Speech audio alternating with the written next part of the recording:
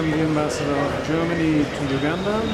I came here almost 6 years ago, and I feel very privileged to have spent 6 wonderful years in this beautiful country. It's sad to leave, but I feel very blessed.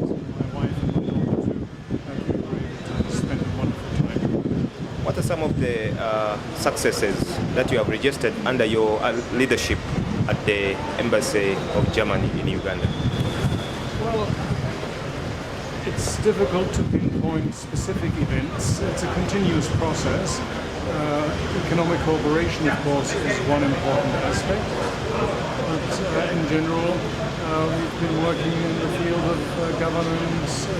We've been active in supporting all parts of society here, also civil society, and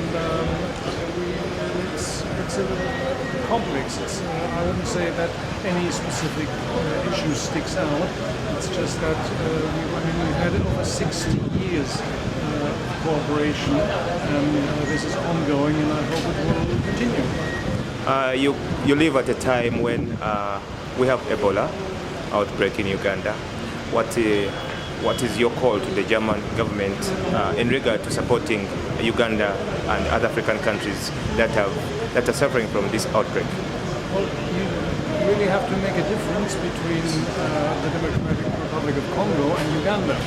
There, things are not under control. Here, they are. I attended a meeting with the WHO Director General and PS yesterday, and you are able to trace all the contacts, and here in this country it's under control. So I don't see any need for travel restrictions, and so far the German government is not considering them, even though the US would like to see that.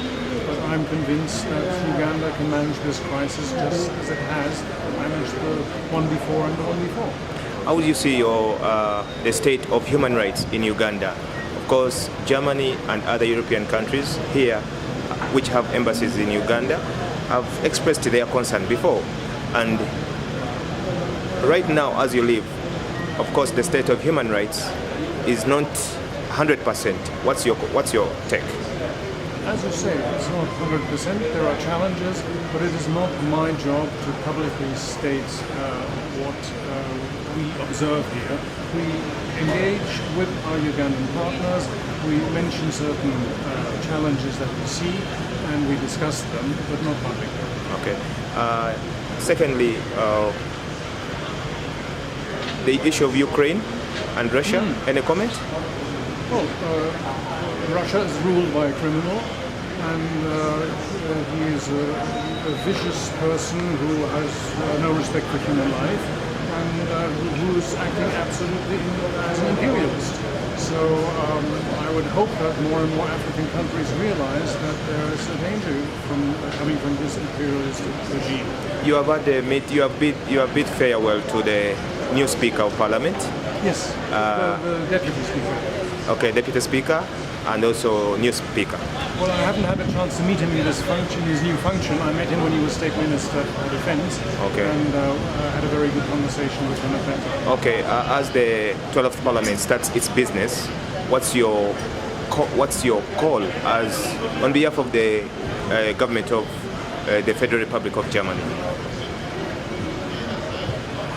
There's no consolidated position from the Federal Republic of Germany. I know the Parliament of Uganda has international commitments with different stakeholders, including international friends and the collaborations like Germany and others.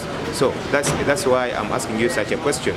What's your appeal? What's your call as they start business to serve Ugandans? Well, two major issues in this country are health services and education. So I would really like to see a stronger emphasis on these areas, because Ugandans are suffering, and I think if these areas are given more attention, then the whole population would benefit from that. Uganda has, I always say, the biggest asset that this country has is its people. There are so many talented people who are willing to work hard. Give them a chance and make sure they stop. Okay, finally, how have you been able to enjoy Uganda's climate, food, and the fresh air? On Margarita Peak in the Rwenzori's, on Mount Elgon, I've done kayaking and rafting on the Nile. I have done a bicycle tour through Karamoja twice. I just love Uganda's nature and its climate. The products you have, the best pineapples, mangoes, avocados you can find anywhere in the world. The beef here is, I just had it again yesterday, just amazing and very moderately priced by our standards. So it's, but as I said, the biggest asset are the people. They are open, they are warm, they are welcoming. If I walk up to a stranger here on the street,